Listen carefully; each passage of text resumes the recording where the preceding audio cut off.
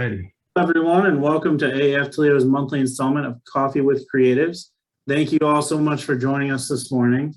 I'm very excited for this discussion. Before we get started, if you are new to Coffee with Creatives, we like to keep things very informal and intended it to be an organic discussion. Feel free to jump in the conversation at any point. My name is Kerry Schwabel. I'll be your moderator for the day. I'm on the board of the AF Toledo, working on the programs and communications committees. The secret topic for today, as you can see by the way Eric's dressed, trick or treat photography tricks. There you go. Yes, you had it ready. Yeah, locked and loaded. That would be the award-winning advertising photographer Erica Eggly. And joining us as well is the 2018 and 2020 Best of Toledo photographer, Rob Lorenzo. Eric and Rob, thank you both for joining us. Thank you. Thank you. Yeah, thanks for having us. All right, so first off, I'll go to you first, Eric. What are you working on right now? Where are you at? Any exciting projects? Let me see. I just got back from LA and San Diego doing some work for Thermotrue, actually. Actually I had a little bit of fun while I was there too, because I have a bunch of buddies there, so I was able to photograph them while I was there.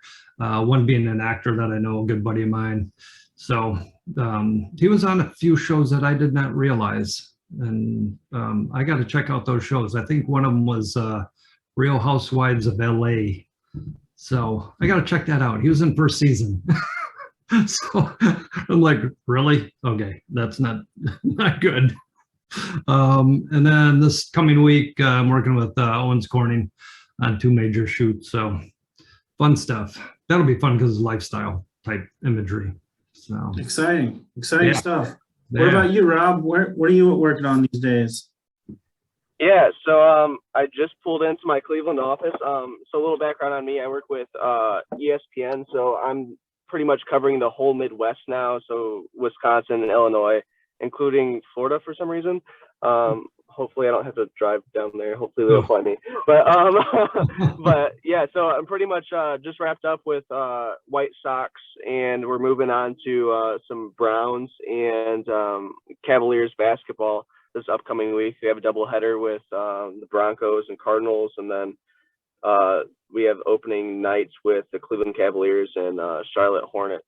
So it's an exciting week. And then on top of that, I just got a dog, so I get to pick up my dog after the Browns game on Thursday night. So a true brownie, and it's a chocolate lab. So that's kind of what I'm working on right now.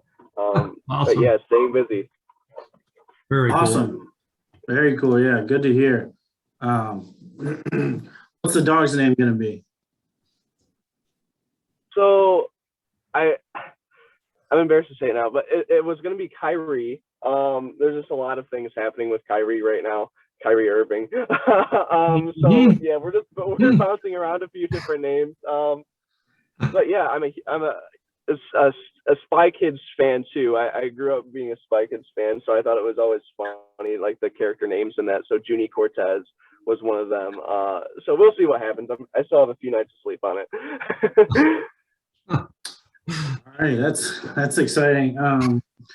So moving on to the Halloween topic, from a photography standpoint, what's your favorite part of favorite part of this holiday, and are there any other holidays like Halloween that you really enjoy from a photography standpoint?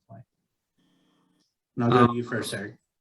Well, I'll tell you, I was mentioning before we started up, I like trying to capture any opportunity that comes my way that is in the whole genre of sci-fi, fantasy, horror, that type of thing, because it's just interesting to me. I'm into all of that.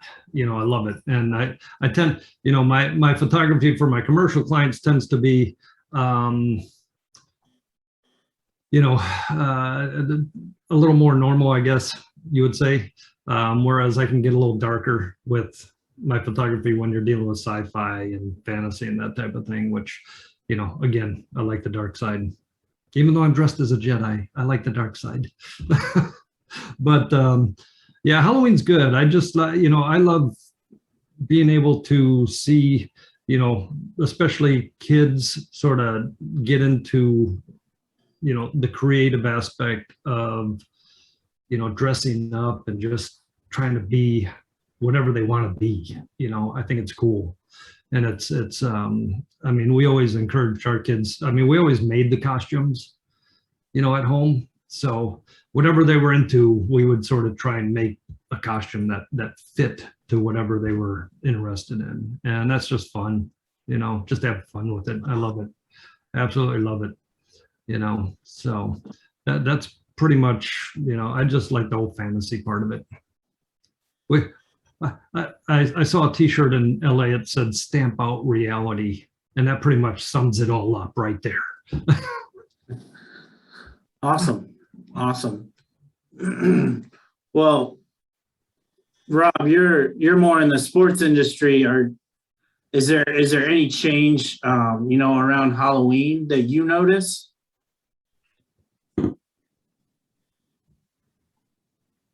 Yeah, sorry, I couldn't unmute myself. Yeah, so I used to really be into strobe photography, and I still am. I think just more on a selective basis to be able to do darker things. I think the darker style is my style, so it's fun. But yeah, as far as Halloween goes for sports, it's pretty much Thursday night lights and night games. So it's just it's a grungier feel. They need to do some zombie sports. That's what they need to do. I'm up for it. Okay, both of you kind of said that you're more into the dark type of themes, and one of the main components of photography is the lighting. So how do you adjust for that with the darker images? What are some good tips that people can help overcome lighting issues? Well, I'm glad you asked, because I got 5 real quick tips for the mom or dad or anybody else that wants to shoot pictures during Halloween. Quick question for you. Can you let me into the 12th? I'm with ESPN Cleveland. Thank you. So one of the things, because most of us use one of these, for our cameras, especially if we're walking around with kids or we're at a party or whatever. Hold on 1 second. Let me get my hotel key out of here. There we go. So, and everybody tends to, do this and hold it away from you.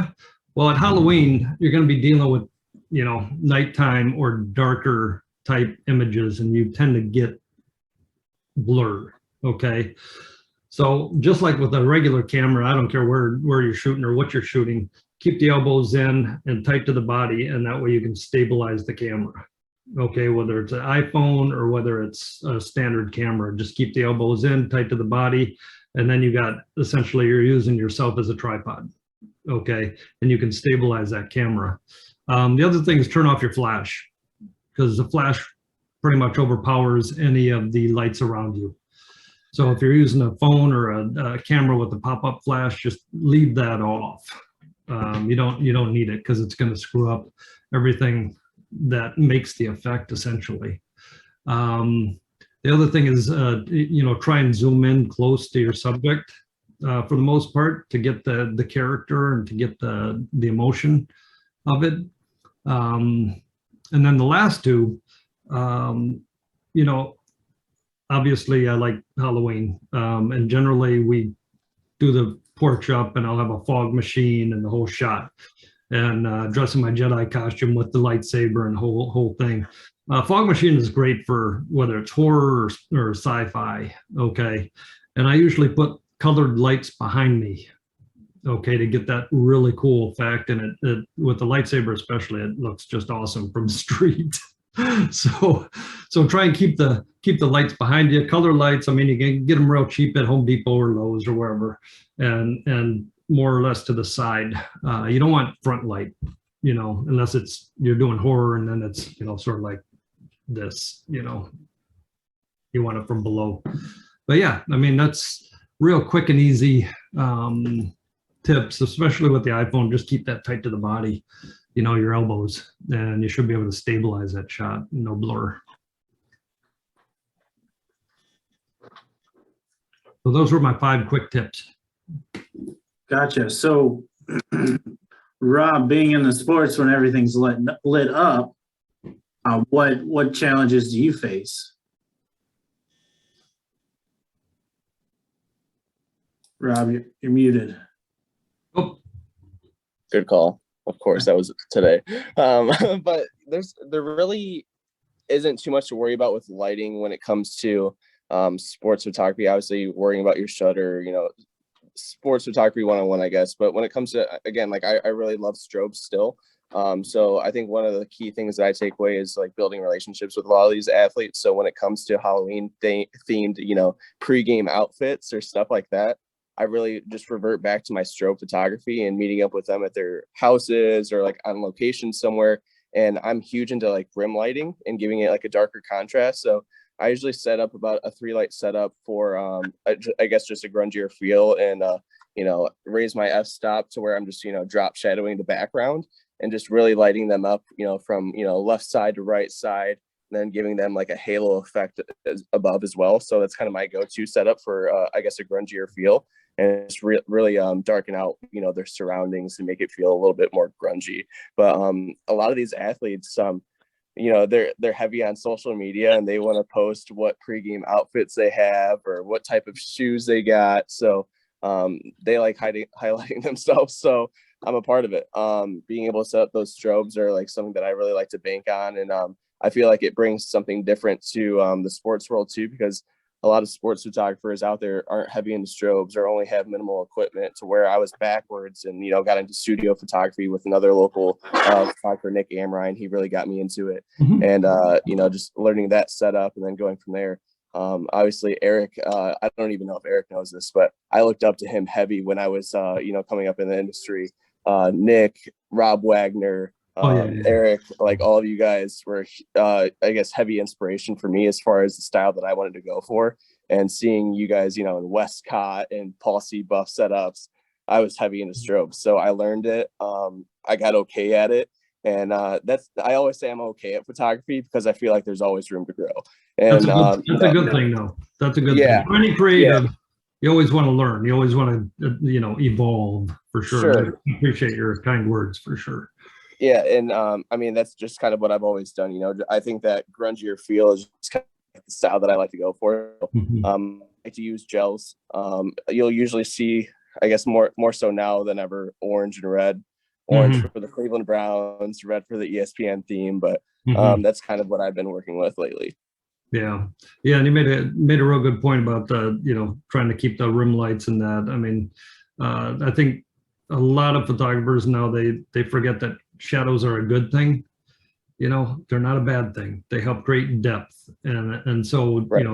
trying to create that depth with whether it's spotlights or Fresnels or whatever is really important to creating something that jumps off the page. I mean, really. So. Rob, I wanted to talk about, I wanted to go back to something you brought up with the athletes and getting them to their social media, which is, something that most people are going to be using the photography for. So how does that process transact? What, you go there to their house, take a photo, do you have it done in, an hour and send it to them? What's the process there? Yeah, so when I first got into sports photography, I was working with Bleacher Report and Slam Magazine. And the thing that they prided themselves on was turnaround time rather than quality, which I hated, especially getting, being in the strobes and post-production. And but that, I guess that really broke down some barriers for me as far as timeliness to be able to get, select the shot that I think that they're really going to magnify and use the most. So really, I think 2020 was interesting because I built a lot of relationships. Sports stopped. So, I had to fall back on those relationships, and they needed content at the same time to, send their coaches for, training videos. How do I do this? How do I do that? So I kind of, got my foot in the door with a lot of athletes that way. And then when it comes to, now we're in, full swing with the seasons, it pretty much just comes down to like, all right, well, this is the outfit I'm wearing. Like, what's your vision? What's the location? And most of the time it's in their houses. So it's like, do we want to shoot in the room full of sneakers, or do we just want to go outside with the Aston Martin? Like, I don't have that privilege, so it's kind of cool, and I'll make it work. Yeah. But yeah, so it's pretty cool to be able to just, they trust me. I think that's the ultimate thing out of all of this. They trust my vision and what I'm producing, and they'll tell me what they prefer, whether it's, hey, I'd like a low shot, or they don't really know, but they want to highlight, their shoes or their outfit. I have those shots, and I usually select about like 3 to 5 of them and send them their way to post. And at that point, if they weren't entirely into it, I haven't had that issue yet, so I'll let you know when that happens. But like they just love putting content out in a timely manner. So I think that's kind of where I found my balance. One, like, trimming down the ego of me, like, all right, well, I need to like go through these 20 photos, really retouch them, this.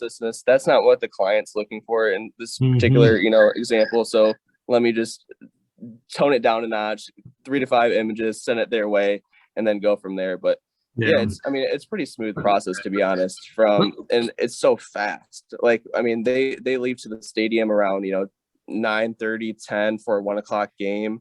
And they're out. Like, I don't see them until, they're actually warming up on the field. So they don't look at their phone between then. It's usually like their agent or something just posting it with a caption that they already talked about, or a song that they're listening to. Let me ask you this, Rob, because just from, the creative standpoint and the legalities of that, do you retain any rights for the photos, or is that?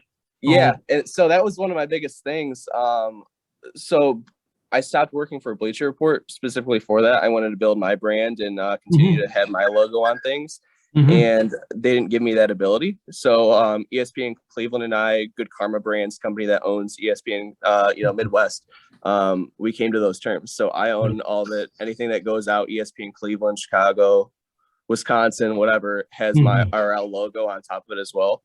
I'm a full-time employee, partnership coordinator. Do you get releases from either the talent or the agent therein? So not specifically with like Jarvis, and so Jarvis and Miles are the only 2 I really work with.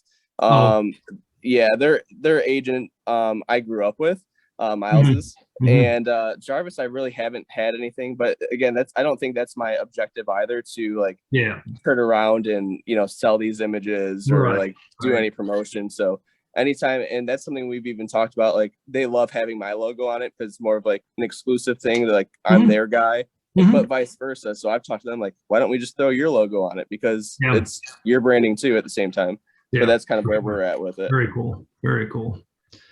Glad to see you got some rights on some of that stuff. That's awesome. Oh yeah, good for you. Yeah, definitely exciting to hear some kind of background insight as to how all that social media gets done. I'll go back to you, Eric. What inspired you to get into photography? And you broke up there for a minute. I'm sorry. What inspired you to get into photography? Man, that's hard. I've always been literally everybody in my family, my brothers, my sister, my dad, they were all very artistically inclined. And so I was always around, that sort of energy. But yeah, I got into the whole advertising imagery very early on. I think by the time I was 12 years old, I was just studying ads, and I knew that that's pretty much the industry that I wanted to go into, was advertising. It was either advertising or film, but film, obviously we're in the Midwest, so I would have had to somehow get out west at that time. But really, I just love photography, and I just love creating, the visual aspect of it, and trying to capture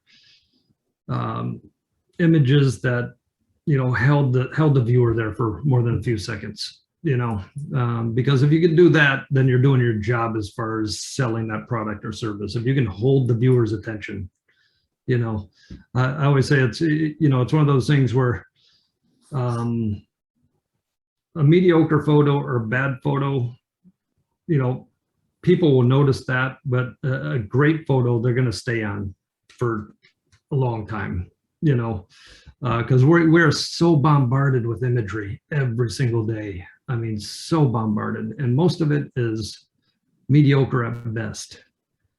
You know, so when you see great stuff, you know, that's the goal. That's always a goal, to go one step beyond, to go one step higher. You know, I just look at some of my stuff from, you know, years ago or a week ago, and I know I can do better. You know, you got to. And Rob mentioned that earlier. You know, it's always trying to get to one step higher. You know, doesn't matter your age or your experience or anything else. It's, you know, if you have ambition and motivation, and you love, you have a passion for your art form, that's just how that it's sort of part of your personality, part of your character. Gotcha. So One yeah. step higher. That's some good inspiration. All right, Rob, what about you? What inspires you?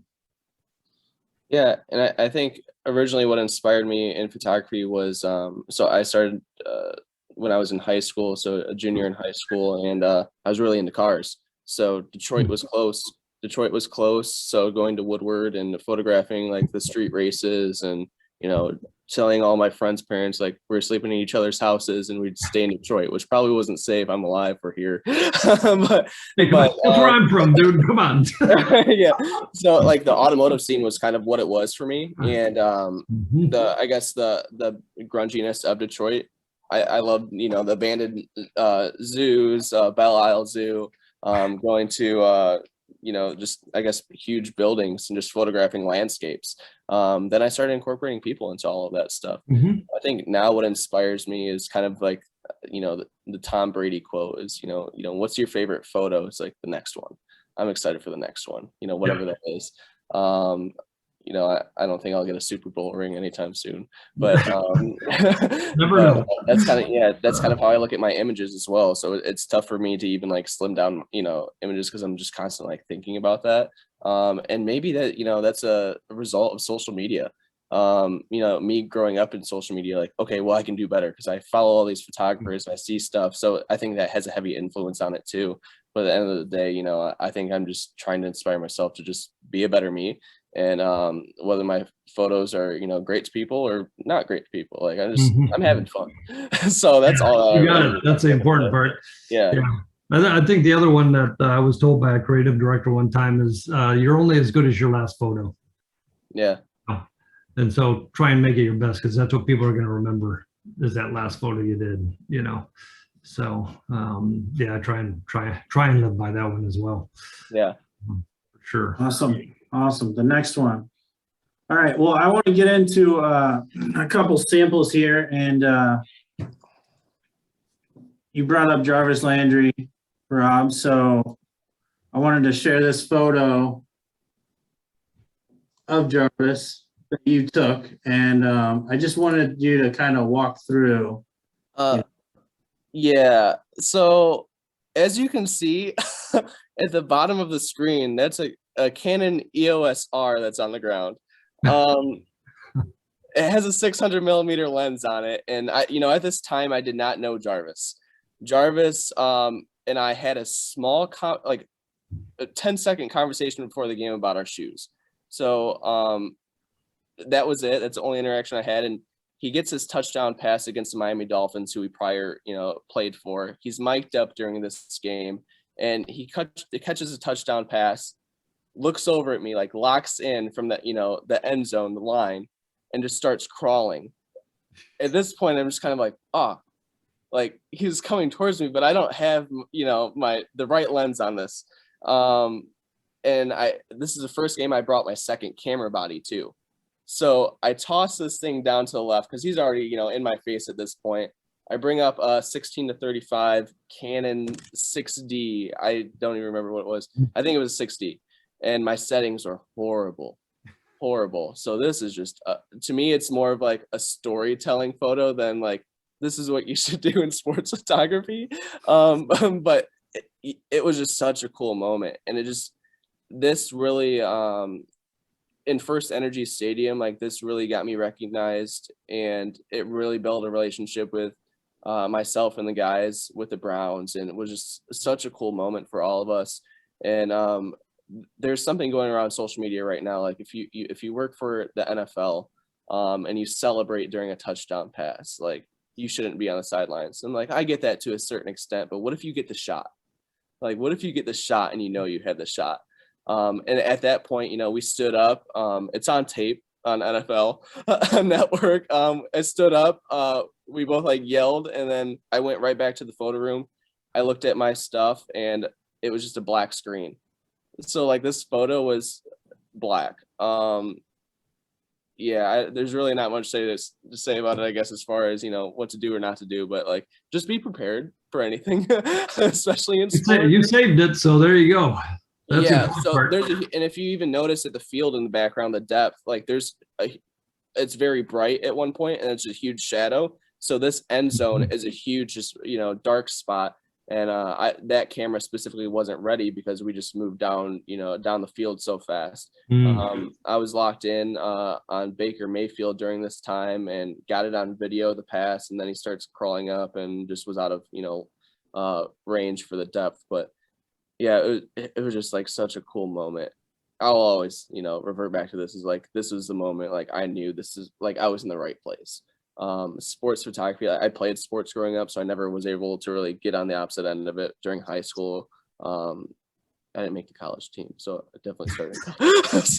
So yeah, it was just so cool, such a cool moment. And I got that printed for the next game, and I put it on a hoodie, because I strategically think about things when it comes to sports too. Like I want everything to be a conversation starter. So I got that printed, put it on a shirt, and my next objective was like, okay, what does it look like to shoot for Odell and Jarvis, you know, pregame? So Odell comes up to me. We're walking out of the hallway of the locker room, and he, you know, taps me on the shoulder, and I know he's coming. I just kind of like acted like I didn't see him, and he's like, "Hey, I like your hoodie." I was like, "Hey, thanks, man." I was like, "You want one? What size do you wear?" And we got him a hoodie. We got him and Jarvis a hoodie, and you know, I talked to Jarvis after the game, like immediately, and I posted it before the game ended, and I was like, I dabbed him up and I gave him a handshake, and was like, "Do you see the photo?" He was like, "Yeah," and he didn't, and I was just like so excited. I was like so excited about it. He's like, "Yeah," and then he told me later on, he's like, "Yeah, dude, like I didn't know what you're talking about." Like he was like, "I didn't know it was like that severe." I was like, "Yeah, it was pretty cool," but yeah, I think it was awesome. Cool for all of us. Yeah. Yeah, definitely an awesome photo. Yeah, awesome. A great story behind it too. So thank God you were prepared. Yeah. If that's what you gotta call it. All right, so we'll move over to one of Eric's photos now. And can you guys see this one? Yeah. So Eric, kind of dive into this photo for us. What okay. So this is one of those things where I always encourage, you know, photographers that are just getting into the industry to talk to people. Okay, I was in Vegas, okay, and we just happened to go downtown to the old Vegas on Fremont Street. I don't know if any of you have been there, but it's pretty much a freak show, for the most part. But there's a lot of what I'll call street entertainers, you know, where you pay $5, you can get your picture with them and that type of deal. So this was one of the ladies that was there, and I just started talking to her and a friend. Her friend was called Dahlia. She was called Dark Angel. And so I just started talking to them. I said, "Look, you guys want to do a photo shoot?" You know, and they were like, "Sure." And so I was out there for about a week on a shoot. And so we just met up in the morning, went out to where the Joshua trees are outside of Vegas. And this was actually, I shot this at right around 11 a.m. in the morning. And this was with the strobe, so I can get the darkness behind her. But yeah, no, she was awesome. I mean, we just had a good time with it. But you got to talk to people, you know, and that's the whole thing, is just, you know, especially entertainers and that, they love to get their picture taken if you do a great job. So it's a matter of just making sure you have a plan of attack. And having been out to Joshua Tree there, I knew exactly where I wanted to photograph her, knew exactly the effect. I actually got home, and we were driving home, and I pulled off the expressway because it was happened to be a full moon. Grabbed the camera, shot the full moon, and popped it into this image. And then, the victim in the background was my assistant at the time, and I just shot him in the studio and popped him in there. But again, a lot of times my imagery is more about a story being told in one or two images. It's more editorial style, I guess, if you think about that, just having a storyline behind it. And sometimes I hide stuff in there that people got to find, just weird, odd things that go along with the storyline. But no, it was fun. It's a matter of communicating, talking to people, not being afraid to ask. I just told a new, creative that I met in California. It's like, if you don't ask, you don't get. So ask.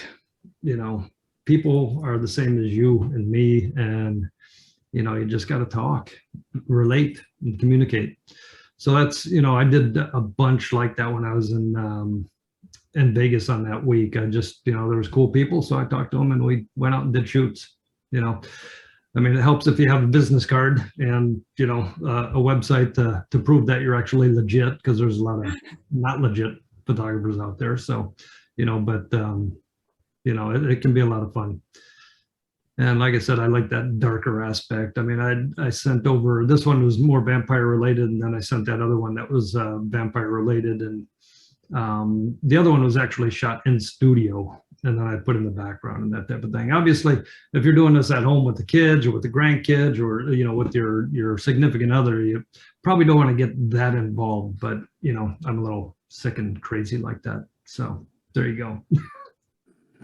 So what are some challenges that you face when you're making something like this? I think the lighting is the most important part, quite frankly. The light has to be right. Otherwise, if you cannot shape that light properly to the theme or the dramatic story that you're trying to tell, then it's useless. If you look at some of the great films that have been made, because I study that as well. Lighting is almost everything. I always tell the story of the movie Moulin Rouge, okay, which I don't know if everybody has seen that movie. I absolutely hated it, so, until I turned off the sound. Once I turned off the sound, I thought it was magnificent. And my wife thought I was nuts, but it's like the cinematography and the lighting and everything was just so well done. And I know one of the gaffers that worked on that movie, and she was telling me about how some of the lighting was done, and it was just, it was fantastic. I just can't stand the sound on that thing. I needed to turn off the sound, and it was fantastic. Once Upon a Time in America, that's another movie that the lighting and the cinematography was phenomenal. But the lighting has to be right to whatever story you're trying to tell. So that's probably the biggest challenge for any image maker, whether film or photo, really, is trying to keep it consistent and the continuity going throughout. Okay, cool. So Eric, you touched on some of the tips that you have. What's the one trick that you've learned over your career that you wish you learned sooner? Bill a lot of money. Make sure your invoices are as high as you can make them. No, just kidding. That's I think I just did, actually, I gotta take this off. It's getting hot. All these questions, my God. No, I think knowing when to shut up. I think that's the biggest one, is knowing when to listen. Because I grew up in a household, being Italian, we like to talk, and I think, learning to just listen, and listen to your clients, listen to their needs, listen to who they are as people, who they are as creatives. I think that was the one thing, you know, the photo part, the technical part, the creative part, that comes, you know, to most of us naturally. I mean, it's some of that's learned, but you can't teach creative. You simply can't. You can teach the technical part, but knowing when to shut up, really. I mean, and really listen to my clients, you know, and yeah, that was tough. That was tough. But I was lucky enough to learn it early on, you know, through sometimes good experiences, sometimes not. But you know, it's just one of those lessons. And I think the other part of that communication, and I know it's all about business, you know, as far as the communication part. But I think, you know, realizing that clients are people, you know, they're not just a paycheck, they're people, and relating to them on that level as a person, not just as, you know, the creative director, the art director, the account exec, but relating to them as people, you know. That's what we all want. You know, we want to be seen for who we are and what we have to offer as human beings, you know. We all have our specific talents, but, you know, we're still people, you know. So I know that wasn't photo technical, but, you know, that's probably one of the tricks that I learned. And I think a lot of what we do too, I mean, it's so heavily business and mindset related too, that, you know, coming into the industry, that's not something that I ultimately thought through, whether that came to pricing, whether it came to connections. You know, something I asked one of my mentors a long time ago was, you know, how do I figure out my pricing? How do I figure out, you know, how to price myself at what I value myself at? I won't be overbooked. I won't have shoots back to back to back. That's where I was finding myself. And ultimately, I think I was bringing down the industry with my pricing.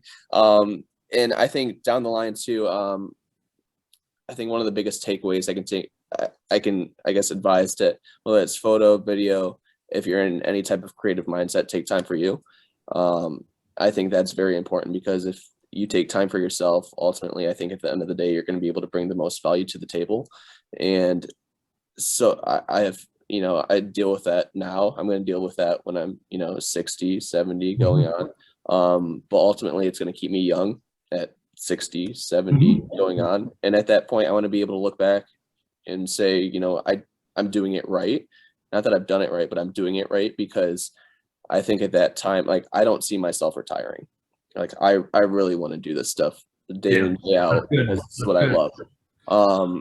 But yeah, I think just, you know, prioritizing yourself, pricing yourself what you value yourself at, and just staying true to your own vision. Yeah, my wife keeps asking me when I'm going to retire. I say the day before you bury me, you know. Pretty much. It's too much. I'm having too much fun, man. Yeah. You know, I don't want to retire. That's crazy talk. Yeah, why retire when you're having fun, right? You got it. She also asked me if I was going to get a hobby someday, you know, and I said I have one. It's called photography. So Yeah. All right. Well, Eric, being that you're dressed up as Obi-Wan Kenobi, you mentioned movies. So do you have a favorite movie from a photography standpoint that you really like? I'll tell you, actually two of the ones that I mentioned, Once Upon a Time in America was phenomenal. It's a long ass movie, but the cinematography was phenomenal. And Moulin Rouge, like I said, if you can handle the dialogue and the sound, you know, I turn off the sound so I can see and study what they did lighting wise and camera wise, because it was phenomenal. They had a scene in there where it was in that real big hall and they were dancing, you know, and they had all this stuff going on. That was one take. That was a Steadicam operator doing one take on the ground. I mean, it was, and if you watch it, you're going, oh my God, that's incredible. how they were able to capture that in one take is beyond me. They obviously had more than one camera, but if you watch the ground camera, it was amazing. But yeah, the lighting in that was phenomenal. I mean, if you take a look back to at some of the black and white, I mean, Hitchcock movies were phenomenal as far as the use of light and shadows. A lot of the old time movies, because they didn't have the fortune of using color, and sometimes, you know, we utilize color instead of light, you know. So the lighting was spectacular in a lot of the older films, because they had to really pay attention to it. But yeah, you know, the new ones, you know, I mean, even, you know, my beloved Star Wars and everything, I mean, the lighting is great, but, you know, a lot of that's CGI. So you still need to know lighting with CGI, but it's just the craft is not there in the practical sense. So I've been, you know, I've worked a lot on both sides of the aisle, and I'm working a lot, you know, on the Hollywood end. I know a lot of the guys there, a lot of the talent there. And if you walk onto a set and talk to a lighting tech or a gaffer, it's amazing the amount of knowledge these guys have.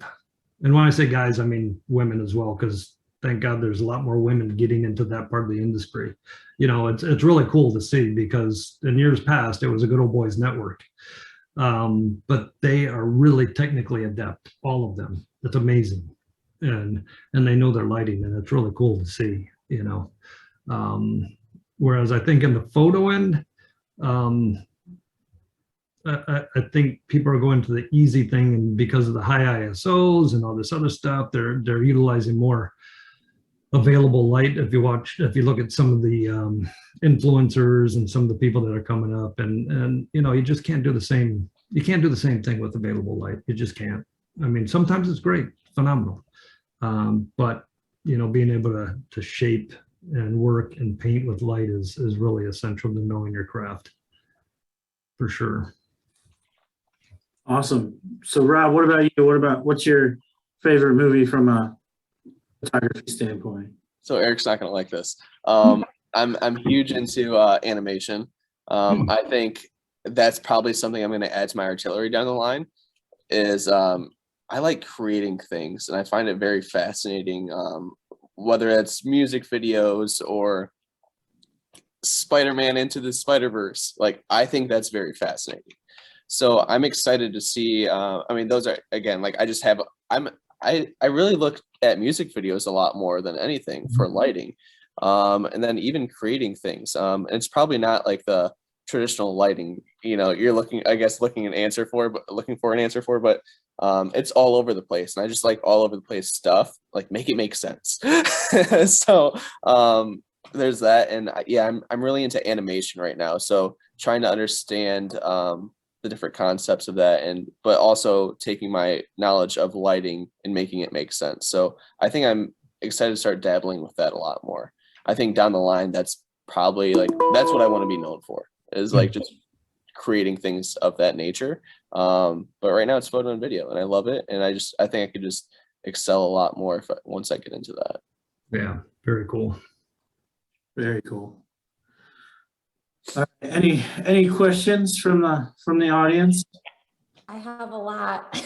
I'm over here listening, and first of all, thank you both so much. I mean, this has been awesome, but you keep saying things and it sparks another question, so I won't drill you, but one question I have for both of you, because I know from what you've said, you do a lot of, you photograph people a lot, right? People are often your subjects. And I know I took away a lot from one of the things you said, Eric, which was about, you know, learning to listen and learning when to stop talking. But I'm curious, because I'm not frequently on the side of the camera. And so I'm wondering how you guys both make your subjects that you're photographing feel comfortable and do certain poses. I mean, I've always been so interested in that, and hearing about that from a photographer. Like, it's a lot to capture moments and make that person like connect with you in that moment.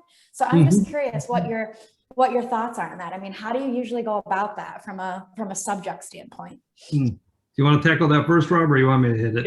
Yeah. So background on me, I used to work at Portrait Innovations in Levis Commons during college. So I think it came very easy to me, and I had to do it very fast, is make people feel comfortable and make it a conversation.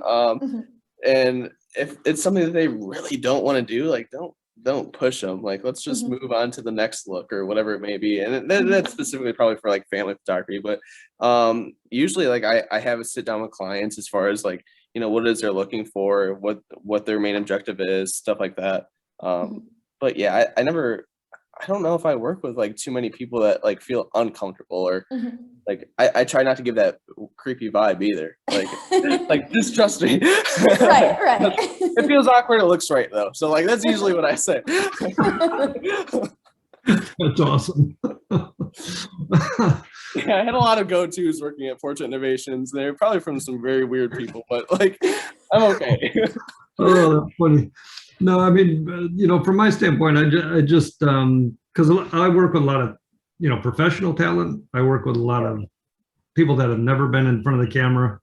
A lot of makeup artists, you know. So, for instance, I don't care whether it's professional or non. I will try and get into like the dressing room makeup while they're getting their makeup on and just talk to them, you know, try to find out who they are.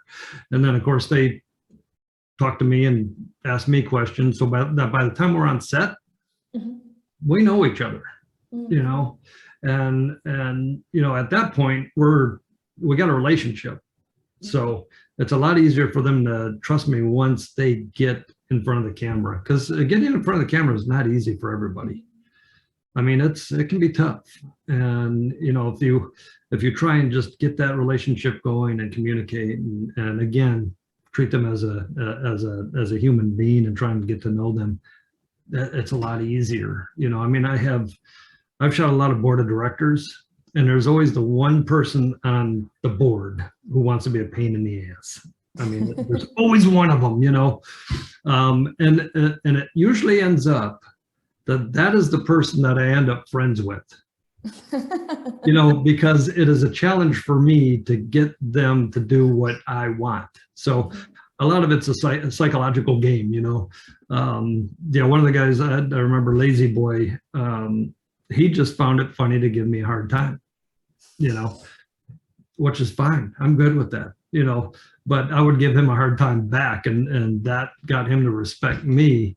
There was another guy on the board of OI, and he was evil. He was absolutely evil. But, you know, again, he never wanted to have makeup on, you know, and it's like, dude, you're a pasty old white dude that never gets into the sun. You need makeup. I'm sorry. You look like hell, you know? And, you know, I would tease him so much, and then I get all the other board members to tease him so that sooner or later he sat in the makeup chair. He wasn't happy about it, but he sat there, you know, and again, we became pretty good friends because I gave him such hell. You know, you just got to know the personality, try and pick up on who the person is. You know, that's important too, whether they're an introvert, an extrovert, you know, and then sort of play off their vibe essentially. Love that. Thank you both for sharing. I was just curious. Okay, one more question I have. So from a marketing standpoint, I mean, I know both of you have websites, and I'm on them right now and can kind of look through your portfolios and see your full gamut of work. So I'm just curious from a marketing yourself perspective. I mean, can you talk a little bit about what it's like to market yourself as a photographer and maybe some key lessons that you've learned or some best practices maybe for someone that's just starting out? That's an interesting question because it's changed so much over the years. You know, man, a lot of the business that I get is word of mouth. And quite frankly, a lot of it is long-term clients, you know. But from you know, you got to have a web presence, obviously. I started my blog again. You got to have Instagram. You got to, you know, the problem with all of that is keeping up on it. You know, I mean, if you're working and you're shooting, it's hard to keep up on all that stuff. you know, but it's important in today's, atmosphere to try and keep up on social media is so important. So important. So yeah, I mean, that's the big thing. I mean, art directors and creative directors still want to see a book. I mean, a physical book. But it's hard to get in front of them anymore. That's the thing. They'll go to your website first, and then they'll determine whether or not they want to see you or want you to ship the book in. So that's just, I'm pretty direct at the people that I want to work for. So I just sort of keep attacking that particular agency or that person, and hopefully sooner or later they get tired of me stalking them and they just say, okay, I just give in. So Persistence. yes, indeed. That's great. So some years ago, Nick Amaran told me, post what you want to get hired for. So I think that's kind of, if I was posting weddings, I was complaining like, dude, I have these weddings. Like, I don't like, well, you're posting weddings. You're going to get hired for weddings. So I think, that's a very direct way to put it. Post what you want to get hired for. But at the same time, like social media is kind of like, I'm constantly posting sports or, headshots, stuff like that. So those are kind of the main things that I prefer to do. But I'm dealing with a situation right now where it's like, I'm getting a lot of stuff that I don't want to do, and I'm getting it, like I need it next week type thing. So I've even transitioned to the point to where, like, even on my website, like, books are closed until, I open them this day. At that point, like, I'll approve or deny, like, whatever it is. And if they want to wait that time, awesome. If not, like, fantastic. Like, I kind of have, I have the recurring clients that I want, and that's just kind of where I'm at. But as far as like putting marketing dollars into things, I really haven't, to be honest. If anything, it was, TCP does their like Best of Toledo thing, which is like cool, but like I don't even like to blow that up. Like, I need to take that out of like my socials, because ultimately, like, I think that has a negative effect on a lot of people that are coming up in the industry. To me, it's like a popularity contest, and that's my opinion, but I don't think I'm the best photographer. I think Eric has far more experience than me. I think Rob Wagner has far more experience than me. That's where I'm at. Yeah. And again, continuing to go back to that thing to where you're always learning. That's kind of where I'm at. So again, like, no marketing dollars, just kind of like post what you want to get hired for and roll it that way. Just a quick note, Rob, I will send you the check for all the kind words you're saying to me. I appreciate it. You're following the script perfect. So just reading off my screen. Nice. No, Thank you both. Thank you both very much. Those are great responses, and I appreciate it. That's all I have. That's all you got? Okay. That's awesome. Good stuff. All right. Well, if no one else has any more questions, we can go ahead and wrap it up. All right. We like to come through with a fun fact at the end, and the fun fact that I came up with was the camera that took the first picture on the moon is still on the moon. Mm-hmm. And if I butcher this, you can correct me, Eric, but I know which one that is. All 12 of the Hasselblad. Okay. Yeah. Hasselblad cameras that followed Neil Armstrong on Apollo 11 mission were abandoned on the moon. In fact, they're still there today. They needed more space to collect rock samples. So there's your photography fun fact. There you go. Yeah, sooner or later we got to go back and get them because they're worth a lot of money. Yeah. A couple dollars. Yeah. Yeah, a few. That's awesome. That's good. Yeah, Hasselblads are becoming very popular again, the old film cameras. That's interesting, but I'll stick with digital. I'm good with that. Awesome. Thank you guys so much for your time. Well, thank you. Yeah. A few more quick announcements to pass along. Next week is our lunch and learn how to prepare an amazing award application for the advertising awards just around the corner. Get a leg up on the competition and with a behind the scenes look at everything from choosing your work, judging, and getting an application submitted. AAF Toledo has pulled together an all-star panel of former judges, past winners, and committee members to get you started. And then in November, our Coffee with Creatives will feature best marketing fails. And that'll be hosted by Sally Stearns and Mel, who are both on the call. So be sure to check those out. Register for all the events on our website at www.aaftoledo.org, and you can find them on social media as well, Facebook and LinkedIn. So thank you both for your time, your great insights, all of your tips. We thank you. Thank you everyone for joining. If you want to watch a recording of this, we'll post it on YouTube in the next day or so, and you can find it on our website. Awesome. Thank you so Thank much. you. Thanks, Thank guys. you. Bye. Thank you. Bye.